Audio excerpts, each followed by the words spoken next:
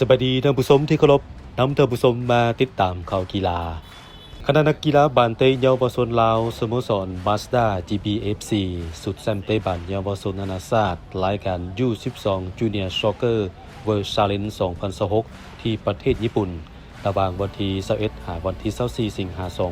2026เดินทางกลับถึงสปป.ลาวอย่างสวัสดิภาพในวันที่27สิงหาคมนี้ซึ่งขณะสุดนี้เดินทางกลับคืนประเทศต่อเที่ยวบินถึง3ครั้งจากประเทศญี่ปุ่นไปอินโดนีเซียนอน1คืนขึ้นยนต์จากประเทศอินโดนีเซียมาประเทศไทยนอนอีก1คืน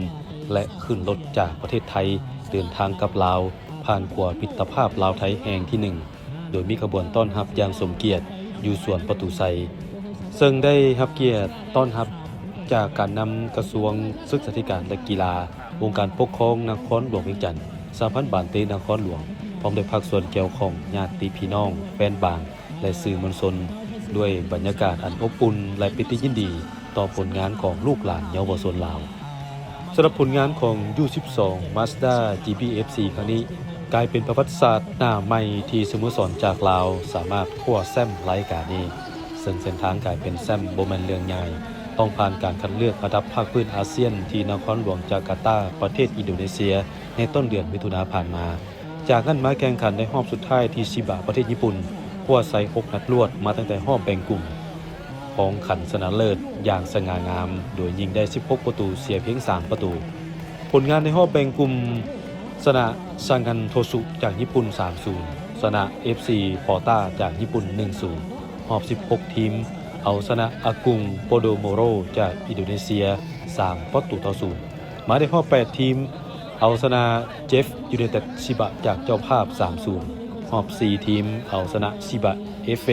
ทีมชาติญี่ปุ่น 3-1 และรอบชิงชนะเลิศแสงชนะเต็ง1บาร์เซโลนาที่เป็นแชมป์รายการนี้มันหลายสมัย3ประตูต่อ2จากตามหลังก่อน 0-2 เฮาชื่อมาร์ชเทพนิตแก้วมณีวงศ์และเฮาลิ้นเป็นกัปตันทีมลิ้นตำแหน่งกองกลางรู้สึกดีใจและก็ภูมิใจตอนแรกเขาเจ้านำ2ประตูละมันแบบรู้สึกแบบตกใจหน่อยนึงนะพัฒนาเรื่องการลิ้นเป็นทีมทรงบานแล้วก็ลอกบานต้องได้พัฒนาเพิ่มเติมรู้แบบลูกยิงแม่และการลิ้นขอบใจกองเชียร์ทุกๆคนเลยที่เชียร์ทีมมาดาและก็ให้กำลังใจเชียร์ทีมแล้วก็เดินทางไปแข่งขันในรอบคัดเลือกจนรอบชิงชนะเลิศอยู่ในประเทศญี่ปุ่นพวกเขาได้เจียมทีมมาทั้งหมด2เดือนปลายเกือบเข้า3เดือนฉะนั้นพวกเขาได้ฝึกเด็กน้อยนักบ่ว่าทางด้านเทคนิคแทคติกหรือว่ายุทธวิธีต่างๆได้สอนเด็กน้อย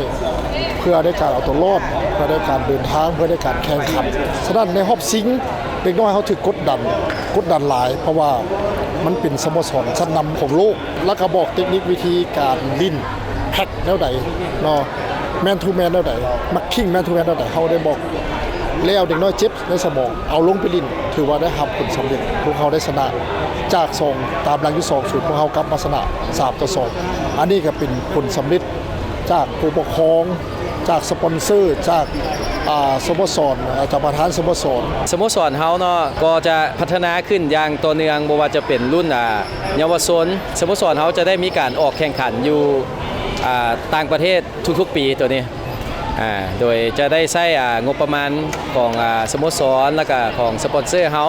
ในการเดินทางบ่ว่าจะเป็นอยู่ที่มาเลเซียอินโดนีเซียหรือว่าประเทศไทยในนามประธานสโมสรเนาะแล้วก็ข้าพเจ้าที่ว่าได้คุกคีกับกีฬาบานเตเนาะก็อยากชวนน้องๆคนเนาะให้หันมาเล่นกีฬาบานเตโดยเพื่อห่างไกลยาเสพติดแล้วก็พัฒนาทักษะตัวเองเพื่อความฝันของตัวเองแล้วก็ให้ได้สุขภาพที่ว่าเข้มแข็งได้วินัยที่ว่าเป็นเยาวชนของบ้านเฮาสำหรับ Mazda GBFC สร้างตั้งขึ้นในปี 2006 เป็นสโมสรที่พัฒนานักกีฬาตั้งแต่ระดับอนุชนจนไปถึงสุดใหญ่ที่ร่วมแข่งขันเป๊ปซี่ลาวลีก 1เป็นสโมสรแบบอย่างที่มุ่งมั่นในการร่วมปลูกปั้นก่อสร้างบุคลากรปานเตแถวหน้าของประเทศเพื่อสานฝันนักกีฬาสู่อาชีพและรับใช้ทีมชาติส่วน การแข่งขันเตะบานรายการ U12 Junior Soccer World Challenge มีมาแต่ปี 2013 เป็นหนึ่งในรายการสัตว์น้ำของโลก โดยมีสโมสรแถวหน้าที่มีชื่อเสียงโด่งดังระดับโลกเข้าร่วมหลายทีม ดังนั้นผลสำเร็จของ Mazda GB จากลาวในครั้งนี้จึงกลายเป็นขีดหมายสำคัญที่แสดงถึงความอาจสามารถของเยาวชนลาว สร้างเกียรติยศและชื่อเสียงให้โลกได้รับรู้สปป.ลาวหลายขึ้น